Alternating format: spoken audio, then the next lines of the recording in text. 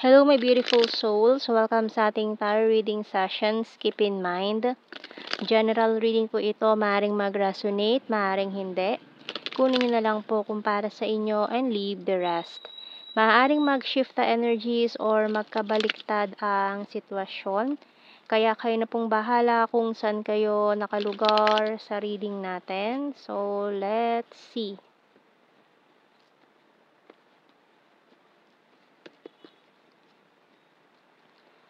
So we have here the World and the Eight of Swords, Six of Swords and the Four of Pentacles, the Queen of Wands, Page of Pentacles, the Ace of Wands, and the Five of Pentacles. Yung bottom card natin, Seven of Swords. So, someone na naging sneaky before, parang defensive mode tong taong to sa ginawa niya sa'yo. Ayan. So, kumbaga, kahit nakasalanan niya, hindi pa rin niya matanggap sa sarili niya. Parang gusto niya siya lagi yung tama. No? Dito sa ginawa niya before sa'yo, maaaring ginost ka niya. Bigla na lang siyang hindi nagparamdam sa'yo. And then, kung nagkaroon kayo ng relationship nitong taong to, maaaring nagkaroon ng third party situation and hindi siya naging masaya doon sa relasyon na yon, feeling stuck siya doon. And alaki ng pagsisisi niya ngayon kasi parang nasakal siya sa sitwasyon, parang hindi siya naging masaya sa kung ano man yung pinili niya sa buhay niya. So, tingnan natin sa mga signs and symbol cards. Okay, so playing cards agad din nahulog. So, mukhang pakiramdam mo or feeling mo talaga pinaglaruan ka lang nitong taong to. Pero mukhang binigay naman na sa kanya yung karma na ginawa niya sa'yo. Dahil sa ginawa niya sa'yo, na karma itong taong ito na parang feeling niya parang pinagsakluban siya ng langit at lupa ngayon. So, tingnan pa natin. And nakikita niya rin kasi na okay ka eh. Kumbaga, yung pasok ng blessing sa buhay mo, tuloy-tuloy, nag-o-overflow. Kumbaga, non-stop. Pero siya ngayon ay parang na-stuck. Ayan, with this Eight of Swords natin. We have here perfume, waiting shed, deep well, camera, and sunglasses. So, this person is stalking you ngayon. Nakamasid-masid yan sa'yo. Hourglass bottom card. Maaaring ini-stalk niya yung social media mo. Tinitignan niya yung mga post mo, pictures mo, or may mga nakasave pa rin siya sa cellphone niya, sa devices niya na mga pictures niyo together. Maaaring this person is waiting na makatakas, makalusot, or kumbaga parang pinaghihigpitan siya nung taong yun eh, na pinili niya eh. Parang feeling niya nasasakal na siya. So, parang naghihintay siya ng right timing to contact you para parang gusto niya magsumbong, ganyan. Parang bata na gustong tumakbo sa'yo, magsumbong sa'yo sa ginawa nung taong yon.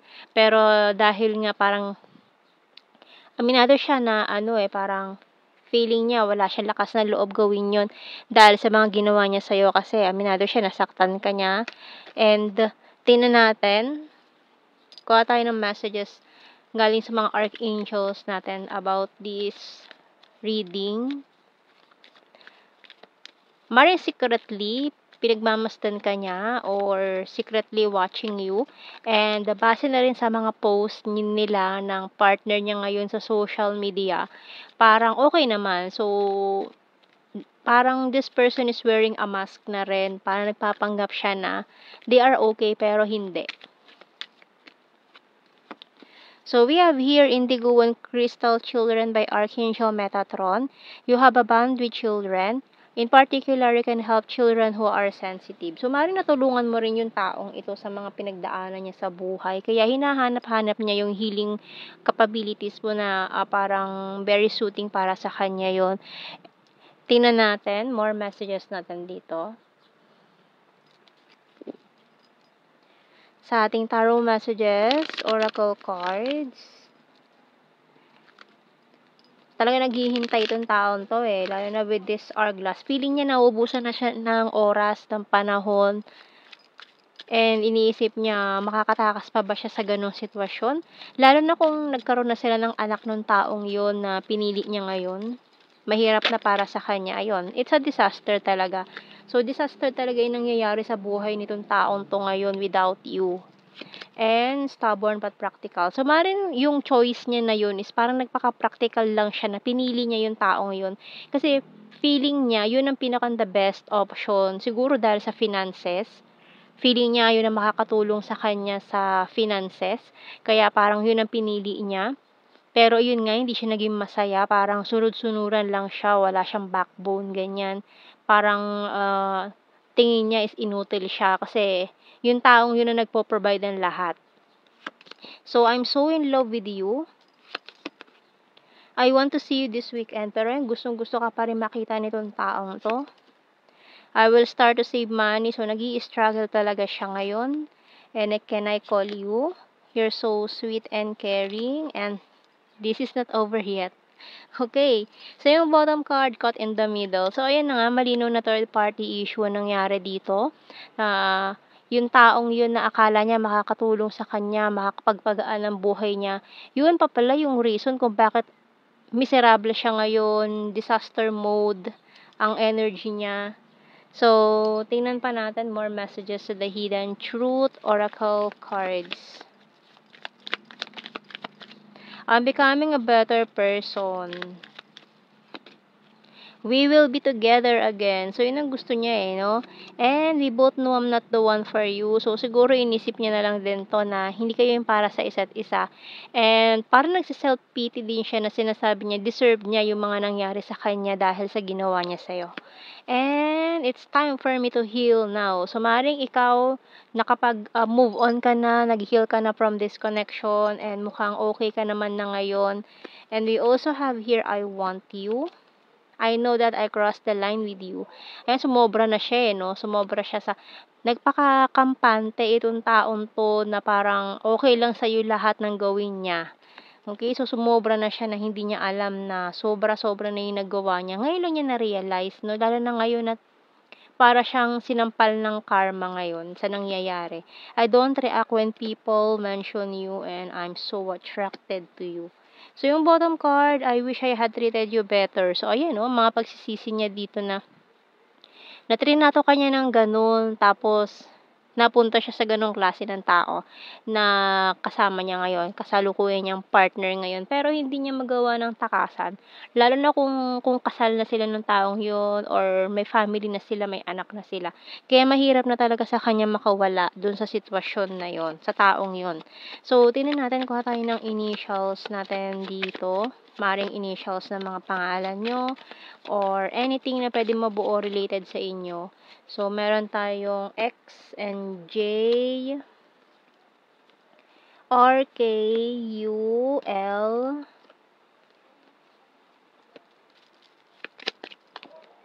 letter T,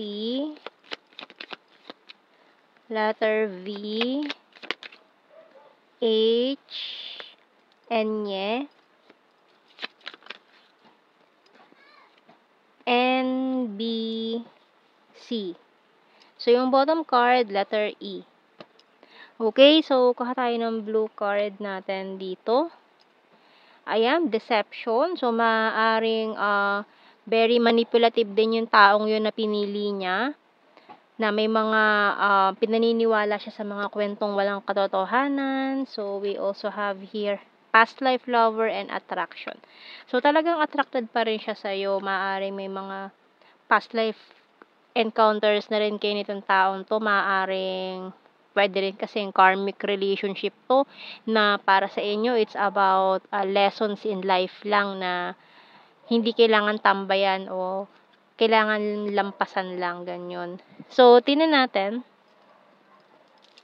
sa general signs and the messages natin. So, mga keywords na lang ito, hindi na natin kailangan i-explain. Alam nyo na yan. So, we have here, may other country. So, maaaring for some of you, may mga punta ng ibang bansa, nag-OFW, nag-migrate, and then, sabi parang magwo-work lang doon para sa future ninyo and then doon niya maaaring nakilala yung person na yon, natali na siya. Kaya parang mahirap na para sa kanya na bumalik. So, we have here flower, Luzon. So, kumbaga, kahit gusto niya mag-sorry, humingi ng tawad, magbigay ng peace offering like flowers or anything na material things na pang peace offering. Ayan. So, we have here South PH, Trustworthy, April,